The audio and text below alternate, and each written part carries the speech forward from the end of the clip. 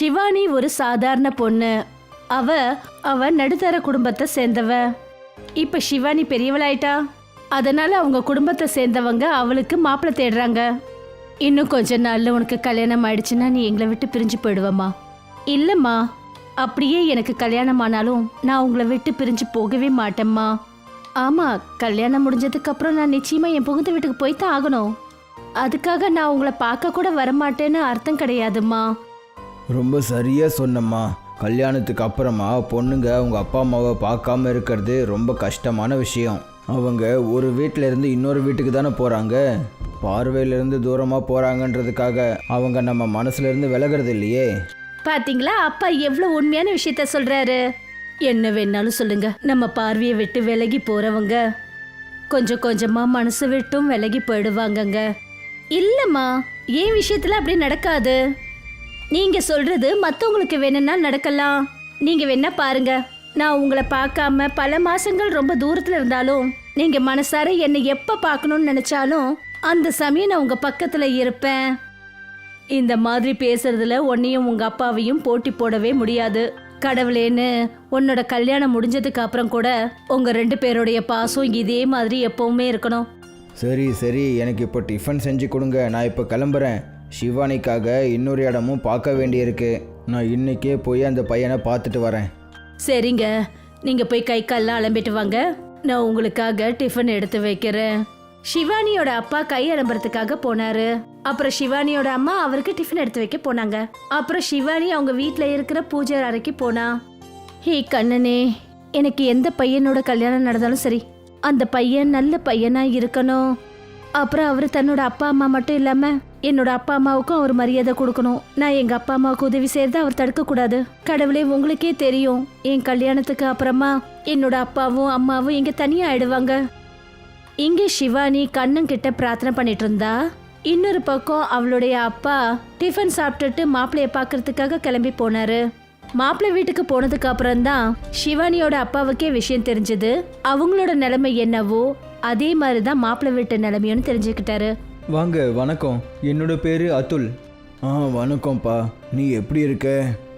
நான் நல்லா இருக்கேன். இங்கே பாருப்பா, நான் உன்கிட்ட விஷயத்த சொல்கிறதுக்கு முன்னாடி நேராக ஒரு விஷயத்த கேட்கணும்னு நினைக்கிறேன். நாங்கள் ரொம்ப ஏழைங்க. உனக்கு என் பொண்ணோட சேர்த்து வரதட்சணை ஏதாவது வேணும்னா நீ அதை முன்னாடியே சொல்லிடு. நீங்கள் ஏன் இப்படி பேசிகிட்டு இருக்கீங்க? நானும் உங்களை மாதிரி ஒரு சின்ன குடும்பத்தை சேர்ந்தவன் தான். வீட்டில் என்னோடய அம்மா இருக்காங்க. அப்புறம் நான் வேலை செஞ்சுட்டு இருக்கிறதால அதனால தான் சிட்டியிலே சுற்றிக்கிட்டு இருக்கேன். அதனால நான் எப்படி ஒரு பொண்ணை பார்க்குறேன்னா அவங்க கல்யாணத்துக்கு அப்புறம் என்னோடய அம்மாவை ஜாக்கிரதையாக பார்த்துக்கணும். இங்கே பாருப்பா, நான் இது வரைக்கும் என்னோடய பொண்ணுக்கு ஒரு பெரிய கிஃப்ட்டு கூட கொடுத்தது கிடையாது. ஆனால் அவளுக்கு கலாச்சாரத்தை நிறைய சொல்லியிருக்கேன். நானும் இதை தான் நம்பிக்கிட்டு இருக்கேன். கிஃப்ட்ஸை நம்ம எப்போ வேணுனாலும் கொடுக்கலாம். ஆனால் கலாச்சாரத்தை கொடுக்கறதுக்குன்னு ஒரு வயசு இருக்குல்ல. ஆமாம், அதை சின்ன வயசுலேருந்தே சொல்லி கொடுக்கணும். நீங்கள் சரியாக சொன்னீங்க. நம்ம 2 பேரோட யோசனைகளும் நிறைய விஷயங்களில் ஒத்து போகுது. நீங்கள் 2 பேரும் ஒரு தடவை நேராக பார்த்து பிடிச்சிடுச்சுன்னா சரி, அப்போவே இந்த சம்மந்தம் கன்ஃபார்ம் ஆகிடுச்சுன்னு வச்சுக்குவோம். நீங்கள் சொல்கிறது சரிதான். நான் எப்போ வேணும்னாலும் உங்களோட பொண்ணை பார்க்குறதுக்காக வரலாம். எப்போ வேணும்னாலும் ஏன், இப்போவே வரலாமே. சரி, அப்போது இப்போவே பார்க்க முடியும்னா வாங்க, நான் இப்போவே உங்கள் கூடவே வரேன். ஷிவானியோட அப்பா அதுல கூட்டிக்கிட்டு தன்னோட வீட்டுக்கு வந்தாரு. அடே மகளே ஷிவானி, நீ எங்கம்மா இருக்க? வீட்டுக்கு யார் வந்திருக்காங்கன்னு பாரு. தன்னோட அப்பாவோட குரலை கேட்டுட்டு ஷிவானி அவர்கிட்ட வந்தா. ஷிவானி பார்க்கறதுக்கு ரொம்பவே அழகா இருந்தா. அதனால அதுல் அவளை பார்த்ததுமே அப்படியே பார்த்தபடியே இருந்துட்டான். அட, நீங்கள் 2 பேரும் ஒருத்தர் பார்த்துக்கிட்டே இருக்க போறீங்களா, இல்லை ஏதாச்சும் பேச போறீங்களா? அவங்க அப்பா சொன்னதை கேட்டதுமே ஷிவானிக்கு வெக்கம் வந்துடுச்சு. நான் போய் குடிக்க தண்ணி கொண்டு வரேன்ப்பா. ஷிவானிக்கும் அதுலுக்கும் ஒருத்தர் பிடிச்சு போச்சு. அப்புறம் அவங்களோட சம்பந்தமும் நிச்சயமாயிடுச்சு. 2 பேருக்கும் கல்யாண முகூர்த்தம் நிச்சயமாச்சு. சீக்கிரத்துல அவங்க 2 பேருக்கும் கல்யாணமும் நடந்துச்சு. கல்யாணமாகி கொஞ்ச நாளைக்கு அப்புறம் அதுல் தன்னோட வேலைக்காக சிட்டிக்கு போயிட்டான். அப்புறம் ஷிவானி தன்னோட புகுந்த வீட்டுல தன்னோட மாமியாரை கவனிச்சுக்கிறதுல இணைஞ்சிட்டா. என்னால சில சமயங்கள்ல நம்பவே முடியல, என் புள்ள இப்படி ஒரு மருமகளை கொண்டு வந்திருக்கான்னு. நீங்க எதுக்காகம்மா இப்படியெல்லாம் பேசுறீங்க? இந்த காலத்து பொண்ணுங்கள்லாம் எப்படி இருக்காங்கன்னு பார்த்துட்டு தாம்மா சொல்றேன். அவங்களோட நான் உன்னை இணைச்சி பார்க்கும்போது என் பையனோட விருப்பத்தை பத்தி நினைக்கும் போது ரொம்ப பெருமையா இருக்கு. ஷிவானியோட வாழ்க்கையில எல்லாமே சரியா போய்கிட்டு இருந்தது. கல்யாணத்துக்கு அப்புறம் கூட அவ ஒவ்வொரு நாளும் தன்னோட அப்பா அம்மா கூட மணிக்கணக்கில் ஃபோன்ல பேசிட்டு இருப்பா. அப்புறம் அவளுக்கு நேரம் கிடைக்கும் போதெல்லாம் அவங்கள போய் பார்த்துட்டும் வருவா. அம்மா, தீபாவளி வரப்போகுது. என்னுடைய முதல் தீபாவளியை நான் எங்க அப்பா அம்மா வீட்டில் கொண்டாடலாமா? இதுல என்கிட்ட கேட்கறதுக்கு என்னடா கண்ணு இருக்கு? ஆனா உன்கிட்ட ஒரு சின்ன வேண்டுகோள் தாம்மா. சொல்லுங்கம்மா. எனக்கும் இங்க இருந்து இருந்து ரொம்ப போர் அடிக்குது. இந்த தடவை தீபாவளிய நானும் உன் கூட உங்க அப்பா அம்மா கூட இந்த தீபாவளியை கொண்டாடலான்னு ஆசையா இருக்கு. என்னம்மா நீங்க இதெல்லாம் போய் என்கிட்ட கேட்டுட்டு இருக்கீங்க? நானும் கூட வரேன்னு அதிகாரமா சொல்லுங்க. வாங்க, நாம 2 பேருமே போகலாம். சிவானி தன்னோட மாமியாரை கூட்டிக்கிட்டு தன்னோட அம்மா வீட்டுக்கு போனா.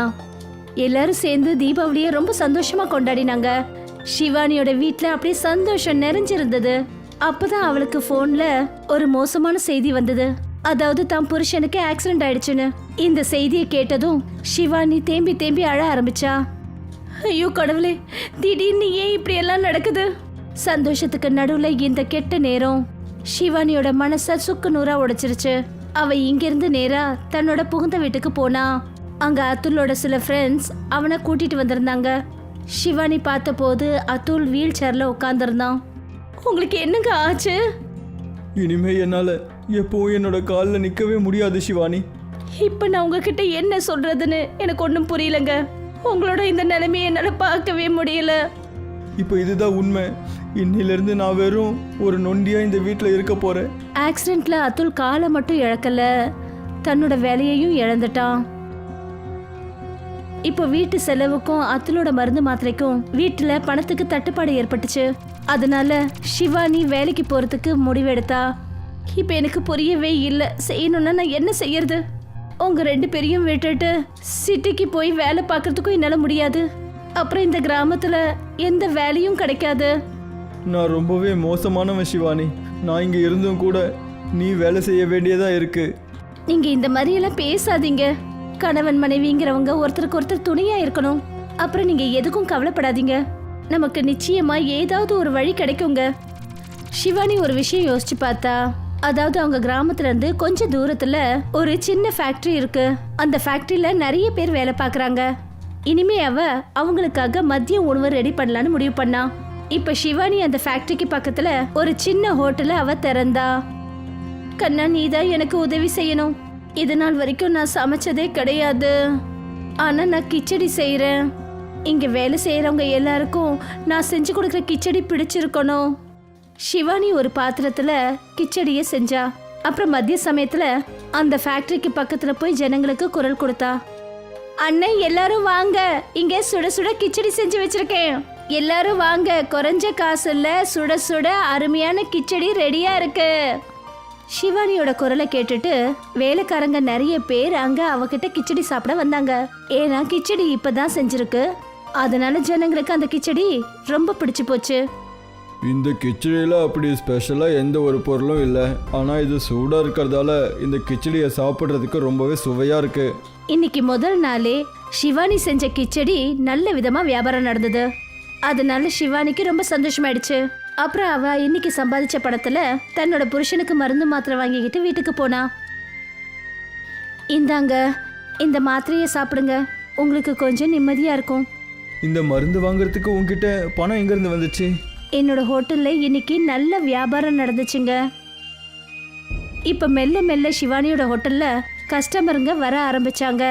அப்ப சிவானிக்கு என்ன தோணுச்சுன்னா, தன்னோட புகுந்த வீட்டு செலவு மட்டும் இல்ல, தன்னோட பிறந்த வீட்டு செலவையும் பாத்துக்கலாம்னு நினைச்சா.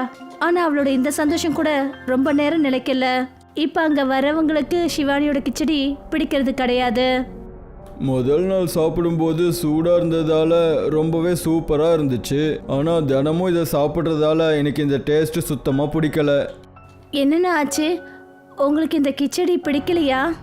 இங்கே பாருமா, இந்த கிச்சடியில் ஏதாவது சுவையாக இருந்துச்சுன்னா தானே நல்லாயிருக்கும். நாங்கள் எதுக்காக உங்ககிட்ட இந்த கிச்சடியை சாப்பிட்றோன்னா, நாங்கள் எடுத்துகிட்டு வர சாப்பாடு காலையிலேருந்து அப்படியே இருக்கிறதால ஆறி போயிடுது. ஆனால் இப்போ எங்களுக்கு என்ன தோணுதுன்னா, உன்னோட இந்த சுவையான கிச்சடியும் எங்களோட ஆறி போன சாப்பாடு மாதிரி தான் இருக்குது. அவர் சிவானி செஞ்ச கிச்சடியை தூக்கி வீசினாரு. அவர் வீட்டிலேருந்து கொண்டு வந்த டிஃபனை சாப்பிட ஆரம்பிச்சாரு. இது எல்லாத்தையும் பார்த்ததும் சிவானிக்கு ரொம்ப கஷ்டமாயிடுச்சு. அண்ணன், நான் கிச்சடியை வேணா சூடுபடுத்தி தரட்டுமா? கொஞ்சம் சூடாக சாப்பிட்டீங்கன்னா அது உங்களுக்கு பிடிக்கும்ண்ணே. என்னம்மா சூடு பண்ண போற? நீ இப்போ தானே இந்த கிச்சடியை செஞ்ச. இதை எத்தனை தடவை தான் நீ சூடு பண்ணி கொடுப்ப? அது மட்டும் இல்லாமல் இதில் சுவையே இல்லாதப்போ இது சூடாக இருந்தா என்ன, ஆறி இருந்தா என்ன, எந்த வித்தியாசமும் இல்லை. இனிமேல் நான் எப்பவும் உன்னோட ஹோட்டலுக்கு வந்து இந்த கிச்சடியை சாப்பிடவே மாட்டேன். அவர் அந்த இடத்த விட்டு போயிட்டாரு. அப்புறம் அவரோட சேர்ந்து இன்னும் நிறைய வேலையாட்கள் கிச்சடியை சாப்பிடாமலே அங்கேருந்து போயிட்டாங்க. ஷிவானிக்கு இப்போ ரொம்ப கவலையாயிடுச்சு. அவ தன்னோட ஹோட்டலை இப்படியே திறந்து வச்சுட்டு அங்கேருந்து தன்னோட வீட்டுக்கு போயிட்டா. ஷிவானி, என்னோட மாத்திரைகள்லாம் காலி ஆயிடுச்சு. நீ எனக்காக புது மாத்திரைகள் வாங்கிட்டு வரலையா? இப்படி சொன்னதை கேட்டதும் ஷிவானியோட கண்ணு கலங்க ஆரம்பிச்சது. ஏன்னா அவ கையில் ஒரு பைசா கூட கிடையாது. பாவம், அவ மாத்திரை எப்படி வாங்கிட்டு வருவா? என்னாச்சு ஷிவானி? நீ கொஞ்சம் டென்ஷனாக இருக்க மாதிரி இருக்கு. எல்லாம் ஓகே தானே? பரவாயில்லைங்க. அது கண்ணில் மிளகாத்தூள் பட்டுடுச்சு. அதான் கண்ணு எரியுது. அதனால தான் கண்ணு கலங்கி இருக்கு. நான் போய் மருந்து வாங்கிட்டு வந்துடுறேன். ஷிவானி வீட்டை விட்டு கிளம்பி வந்துட்டா. ஆனால் காசு இல்லாமல் மாத்திரை எப்படி? அவ்வளவு ஏன் ஹாஸ்பிட்டலுக்கு கூட அவளால் கூட்டிகிட்டு போக முடியாது. இந்த விஷயம் அவளுக்கு நல்லா தெரியும். இந்த மாதிரி சங்கடமான நேரத்தில் அந்த கண்ணனை தான் அவன் நினச்சிக்கிட்டா. ஐயா கண்ணா, நீ தான்ப்பா எனக்கு உதவி பண்ணணும். இப்போ நான் பெரிய சங்கடத்தில் இருக்கேன். வீட்டில் என் புருஷன் வீல் சேரில் இருக்காரு. அப்புறம் பிறந்த வீட்டில் அப்பா அம்மாவோட உடல்நிலை கூட சரியில்லாமல் இருக்கு. நான் என்ன பண்ணுவேன்? எனக்கு ஏதாவது ஒரு வழி காட்டுங்க. ஷிவானி கண்ணனை நினச்சி பிரார்த்தனை பண்ணிட்டு இருந்தா. அப்பதான் ஒரு மாடு கத்துற சத்தம் அவ காதுல விழுந்தது.